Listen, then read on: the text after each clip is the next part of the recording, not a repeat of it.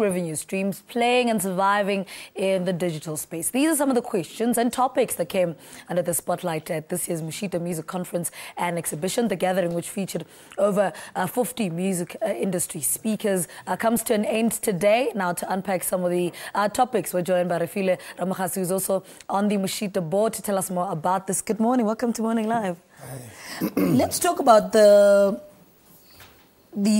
topic that you addressed and you are facilitating. Why is it important for us to have this discussion? And it says emerging revenue streams playing and surviving in the digital space. Why is this an important conversation? Well, the music model is changing, I think. By and large, you know, we are moving from towards a consumption from a purchase-based model towards a consumption-based model, as things such as streaming and the kind of the digital frontier then start to rear their head, as it were. So in this new world, you know, where physical revenue is declining, there's this whole new set, a whole new world of rights and opportunities that I think artists need to be aware of, so that going forward they are the masters of their own destiny, really, because there's money to be made in this new world if you understand what the new world looks like. Let's talk about the state of mind of our artists and whether they understand this new world, because it's not like they can stop it from moving. This train is moving anyway. Yes. What's your sense of it?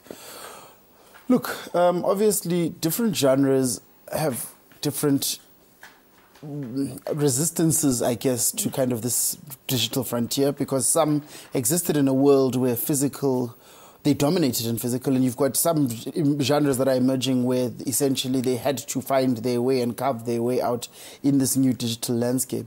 So it's really about now being able to harness the entire industry and getting them kind of set on this mindset of the future is this. So how do I then exist as, for example, a traditional artist where my listener base is still by and large physical? How do I then also move them across with me into this new world?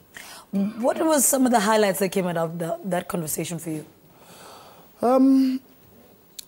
Okay, I think for me, really, I think it's the excitement specifically around kind of the breakthroughs that are being made as a result of, you know, conversations and meetings of the roads of industry bodies such as RISA as well as SAMRO, so that needle time, for example, can now become where there's been a debate and an ongoing kind of battle between the two institutions for the longest time.